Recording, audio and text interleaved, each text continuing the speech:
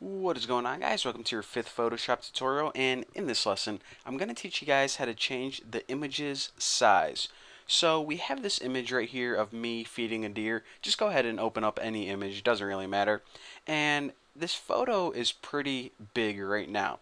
It's almost taking up my entire computer screen, and if I wanted to post this image on a website or I don't know, maybe Google Plus or something where it's generally better to have images that are a little bit smaller. What I want to do is I want to change the overall size of this image. So in order to change the size, we need to edit the image size properties. So in order to access that, go ahead and select image, image size. Now what this allows you to do is change the image's size. Now if you don't have all these options available, then what you need to do is you need to make sure that resample image checkbox is checked. This pretty much allows you to change the size of the image. That's all it means. Resize image. Now another thing that you probably want to do is you want to make sure that you have constrain proportions checked. And this just helps you because whenever you decrease the size as I'm about to do, it keeps it proportional because if you just changed the width or only changed the height, then your image would be distorted or skewed. So it's better to have this constrain proportions checkbox checked. Kind of a tongue twister there. So say we wanted the width to be 600 instead of over 1,000.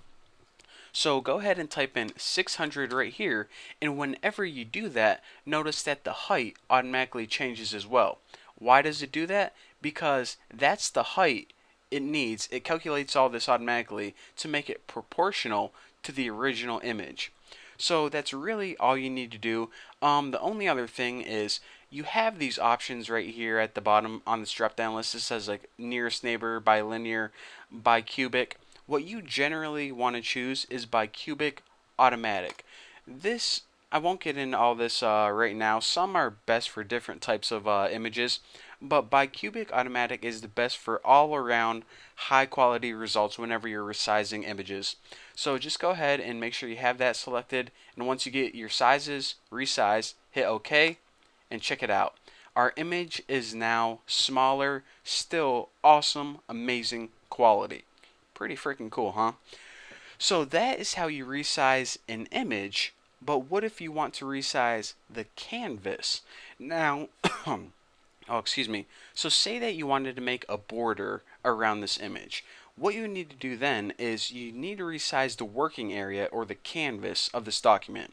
So in order to do that, just go to Image, and then you go to Canvas Size, and then this is where you resize the canvas. So enter a new canvas size in, of course, since we're working in pixels, let's go ahead and change this to pixels. And the original canvas is just the original size of the image, which is 600 by 454. Now let's say we want to, I don't know, put a border of 100 pixels around each one. So this is going to be 800 and this is going to be 654. Now what this relative checkbox means is if you click it, relative pretty much means how much more. So instead of saying, okay, what do you want the size of the new canvas to be, you can hit relative, and this means 200 more for the width and 200 more for the height. But I always like to leave that unchecked because, I don't know, it's just personal preference. Now, what confuses a lot of people is this anchor right here. Generally, probably, I don't know, 90% of the time, you want to keep your anchor in the middle, right there. And the anchor is this circle little button, icon, whatever you want to call it.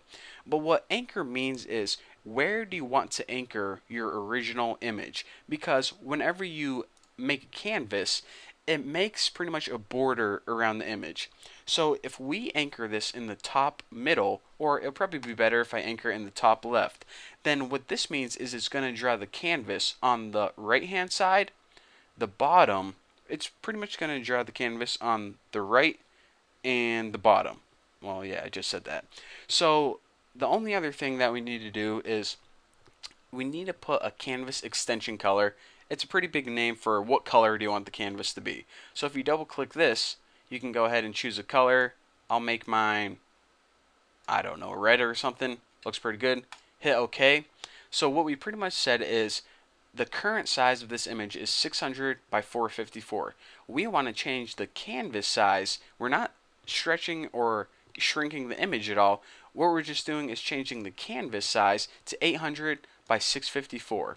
So we have more space to work with, but the image isn't going to change. Now the canvas size, or excuse me, the canvas color is going to be red, and it's going to be, and the image is going to be anchored in the top left. Now remember this right here, because whenever I click OK, this gives you a better idea of what that anchor means. You can see that the anchor, or the original image, as they should have called it, is in the top left, and the canvas is now on the right hand side and on the bottom. So again, that's why I said that most of the time it's better to put your anchor in the middle, because that gives you a nice even canvas all around your picture. But just for demonstration purposes, I think that more clearly demonstrates what an anchor is used for. But generally, put it in the middle. But anyways, that's the pretty much basics of this tutorial. Thank you guys for watching. Don't forget to subscribe, and I'll see you guys in the next video.